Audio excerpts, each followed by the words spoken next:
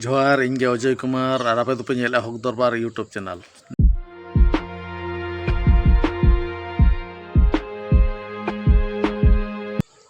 सगुन दाराम आपे पहले पे बड़ाई गया और पे नेला कत गया पहले संविधान भारतीय संविधान पढ़ाओ का आसे पे बापे पढ़ाओ का ना बइन बड़ाया एंतर में मिटन होल पिछी में मिटन संविधान बही साब दरकार या से नितरा दुनिया रे नेतारा दिसम रे संविधान मांखान चेन हवां चिके कना नय तो बन नेल गया बै बैते हासा बन रेज हचोक कना भाषा ना बन रेज हचोक कना उनका बुझेब कना टलो मलो के बुझेब कना चेदा से सानताड़ी भाषा ऑलचिकी साय सेरमा पूरब रे मेना और पूरब कना 2025 रे अदो मा आपे चेद को पे उयहरेगा मेनखान नवा कथा तेहें मिटे नेल केआ अड़ी भाकला के को ओला का नवा दो आरएसएस को प्लान से चिली नेता को प्लान तार इहो बइन बड़ाया ओकोय नेता को से सेता को नोंका को प्लान का इहो बइन बड़ाय का उकुर डॉक्टर भीमराव आम्बेडकर मा नवा तो संविधान रे इमा बइन नेल का बाय ओला का डॉक्टर आम्बेडकर जन्म लेनाय 14 अप्रैल 1891 रे और अखिना जीवीबती एणिज लेना और अखिना जीवीबती एणिज लेना 6 डिसेम्बर 1956 रे नय पे नेलेआ आपे हो नेल पे तीसो जन्म लेना तीसो जीवीबती एणिज लेन ताया मेनखान ओकोय तार चेत तार को बुद्धिया बांग दो आदिवासी के बांग दो सांताल को गे बांग दो ओकोय को नुनंग को हिंसा को कान दो आर बांग नुकु सांबादिक को आर बांग रिपोर्टर नुकु तो मुरुक को बनावत को मिमिटे होड़ मेना को नोनकाना नय को छापा आका दो नय नो दारिं एमया स्क्रीनशॉट आर बांग हो ठीक गया प्ले ना एमया नोआ स्क्रीनशॉट नय ना पे नेलेत दो नोआ स्क्रीनशॉट रे चेत ओला कना आपे हो पढ़ाव पे और फेसबुक रे अपलोड तहन कना नोआ जिनिस नोआ पेपर टा आपे हो आई1 पे ओकोय ओला काय ओकोय दो बांगा आपे के तुला जुखा काते आपे के पे बाछाव कुआ एक नंबर रे ओला काय देना सेता 14 तारीख हिलो सेता 14 तारीख अप्रैल हिलो सेता रे 6 बजे अब ओड़ा छातो चितान रे देज काते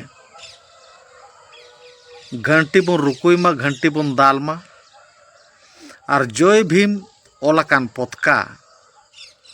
ओना होड़ को नोका नोका नोका नोका गोटा बन देखावा को मा आर बन मेनमा जय भीम और तारासिंह अयुब बेड़ा 7 बजे अक्तो को ओला का बांगमा टटी दुआर ठेन आर मखान छातो चितान रे मेमिटंग बत्ती बन जुल मा बांखान मोमबत्ती बन जुल काते बन दोहय मा इना परे ओला काय बांगमा 14 अप्रैल हिलो दो नावा नावा धोती दोतो बन हरग मा और बांखान नावा ड्रेस बन हरग मा दोतो पैंट और नावा नावा कथा बन लय मा तार नोआ ओल के पकवान इमा हिंदी मा बइन बड़ाया उन जहाँ ओल का पढ़ाव दिन दाड़ा कना पकवान ओल का चेत तेद कना बइन बड़ाया जहाँ निराई बुझाव किया बांगा 14 अप्रैल हिलो दो नावा दोतो पेंट बन हरग मा परे ओल काय जहाँ नोआ दो जतो होड़ा परब कना जतो होड़ रस्के रे बन मनाव मा बेस ठीक बन मनाव मा धूमधाम रे बन मनाव मा नोआ कथाय ओला का इन दुñ पढ़ाव कतिñ लय तीनñ बुझाव दाड़ा कना इनñ बुझाव कतिñ लय बाकी दो आपे पढ़ाव कते बुझाव पेना और नोआ हको ओला का निया परे देना बाबा साहेब आम्बेडकर फोटो इन हिलो बाहा मालाते आराव काते धुआं धूपाक पे आपे ओड़ाक सुर रिन हॉड़ होम मेता कोपे आर आपे हो मानाव पे हॉड़ को हो मानाव होचो कोपे जेमन धूमधाम रे हुयुक मा आर मुचाद रे नोआ हो ओल आका बांगा 14 तारीख एप्रिल हिलोग दो आजा जन्म दिन हिलोग दो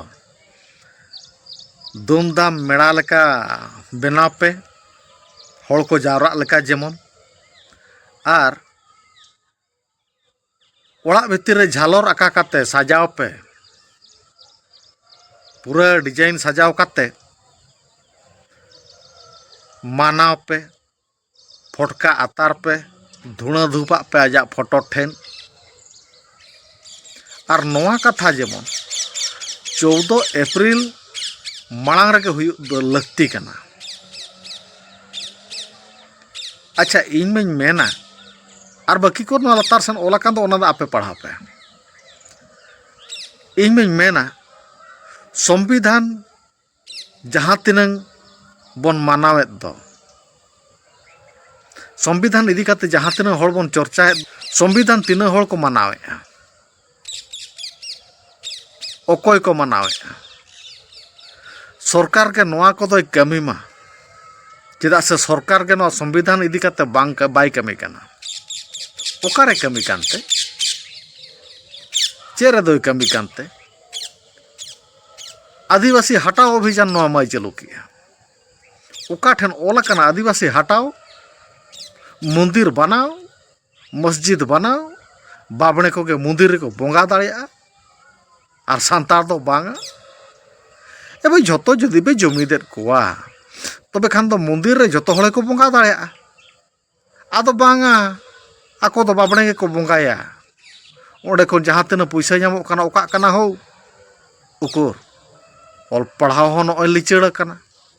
स्कूल रे मास्टर बनू को ऑल पढ़ाओ मा जा हुयुक कना जतो हळ बन नेलेत गया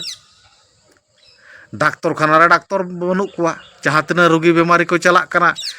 उनको हो गज काते को रुवाड़ कना गज काते गज हड़मो को अगुय ताकुआ तो पैसा एम काते मंदिर रे पैसा एम काते लाभ तबन चे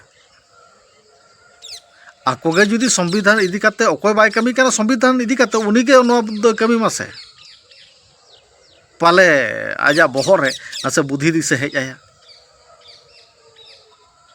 नोआ को ओल आकाद दो नोआ दो सारी कथा कान गया नोआ कोराव दो निहाती दरकार चे से जय भीम मेन दरकार जतो हटन प्रचार दरकार किंतु प्रचार काते चेरम चिकया ओकोय ओल का उनी देवा सेवा काते हो मेना गया देवा सेवा काते हो ओना हो बेस के बुझाबा रस्के बुझाबा मेनखान आजा ओल आकार ओकाना बुही संविधान बुही ओना मानाव बताव काते ओकोय तिनंग कमी कना इन दुई मेना आबो जहां तिनंग मेना बन दो सांताल हटाओ बागी मा आदिवासी हटाओ